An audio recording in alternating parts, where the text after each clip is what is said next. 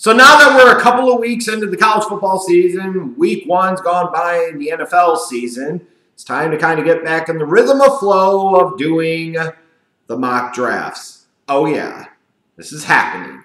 It's just happened. It's going to continue to happen every week or two during the course of the NFL season. So yeah, accept it. Now, as always, let me give you some qualifiers, even though some of you, I think, click on the video, then pause it so you don't have to hear my annoying voice. Can't say I blame them necessarily. But then they'll just look at the description box, look at the pics, and then opine without actually hearing the proper context that I provide. Number one, this is very important. Number one, please remember we are 1 week into the season. So if you're going to get caught up in your feelings about where your team is in the mock draft in terms of its position, just stop. Just stop. Because all I did was the 0-1 teams. I just randomly went through. Bam, bam, bam, bam, bam, bam, bam. Then you had Pittsburgh and Cleveland. And then you had everybody else that won their game in week number 1. So settle the hell down, if you would please. Number 2. As it is so incredibly early in the process, I have watched something of all of these guys, but not a lot of any of them. As a result, I am far, far, far away from actually starting to formulate any real opinions about anything, anybody, any position for the most part. Let's keep that calm.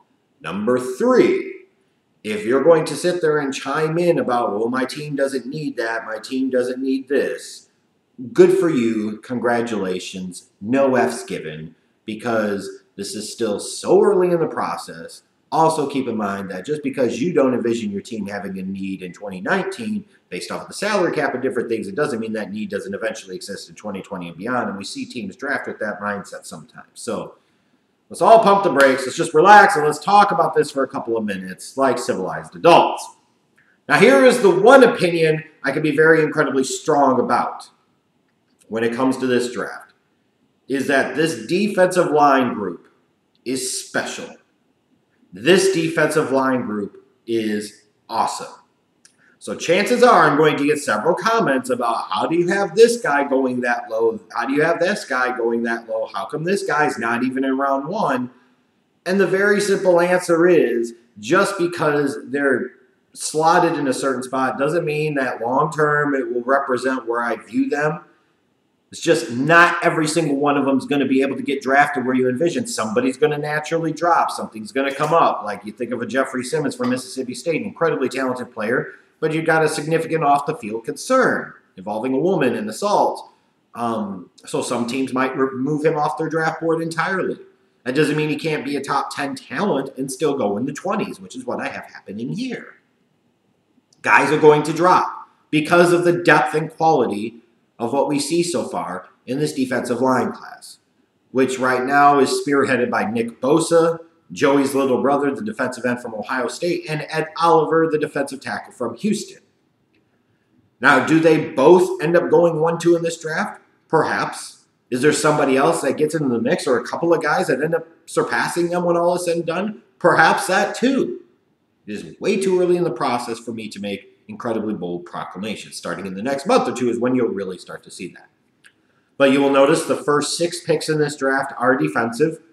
And based off of where the talent looks to be in this draft and the teams that right now, because of this particular order, I don't see any of them drafting quarterbacks early. Buffalo just drafted theirs. Arizona just literally drafted theirs too. Oakland feels like maybe they have their guy in Derrick Carr, although I don't know. The Colts still have Andrew Luck, and if he gets through a season healthy, they're probably not picking 4th anyways. But if he makes it through a season healthy, they're not going to draft a quarterback. Detroit's probably not drafted a quarterback. Tennessee's not drafting a quarterback. More likely not, but you never know. So the first thing you can look at and see there could be a potential chance or reason that they might take a quarterback early. Might be the Cowboys at 7, but I don't know what the hell they would do anyway. So it's going to be a defensive-loaded draft, especially in the top half. That's for sure. I feel like that's a given. You got a couple of really good corners. You got a linebacker like Devin White. You got a couple of edge rushers like Ferrell and Josh Allen. That's not even throwing in another defensive lineman like a Zach Allen from Boston College, who, yeah, I've got going pretty low in this mock. But again, that's talking about guys dropping and so forth. It's just the nature of the beast. But this defensive group is really, really, really good. In terms of the offensive side of the ball, the running back class right now, especially with Rodney Anderson going down, seems to be a step back from the past couple of classes. I don't have Bryce Love going in round 1 here, but that doesn't mean that he couldn't at some point. Doesn't mean that somebody else can't step up into that fold. But I'm just not as sold on the running back group as of yet. The quarterback group is kind of hit or miss for me. I could see several guys with potential, but none of them I'm really to hitch the Schleg Daddy wagon to. There's no Carson Wentz, Jared Goff type of guy to me that I see yet. There's not that type of guy. I don't see a Mahomes type yet. But again, still very, very early. I do have 5 quarterbacks going in round 1, but as much as anything else, that is for conversational purposes as it is anything else. Right now, if I had to guess, Justin Herbert, the kid from Oregon with his size, arm talent, athletic ability, mobility, probably is QB1, but for other teams he might not be. But right now, to me, he'd probably be like kind of your sort of unanimous QB1. Drew Lock's got a lot of physical tools, but does that matter? Brett Rypien from Boise State could be a guy that you see kind of climb up as the season goes along. I've got Jared Stidham, because to me, even though I'm not as sold on Stidham right now, I feel like he's the type of guy that some NFL teams would really, really like. The wild card in this group is going to be Tyree Jackson, the quarterback from Buffalo. Early returns, I really like the size, arm talent, athleticism, upside. He could be a guy that as the season goes along, especially with being able to throw to somebody like a first-round type of talent at wide receiver and Anthony Johnson, his draft stock could really, really shoot up the board.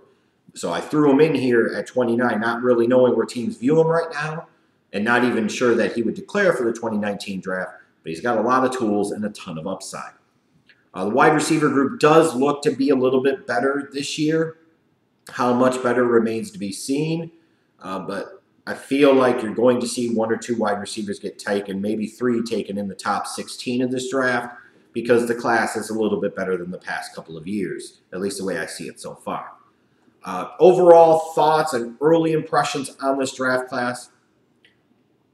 Really, really talented on the defensive side of the ball. What will determine how good this draft class is ultimately how the quarterbacks do throughout the course of the season.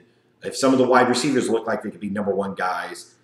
If we get a little bit more in terms of offensive line, specifically offensive tackle, this could be a really, really, really good draft class. It might still be a good one, and defensively, it's going to be a good one.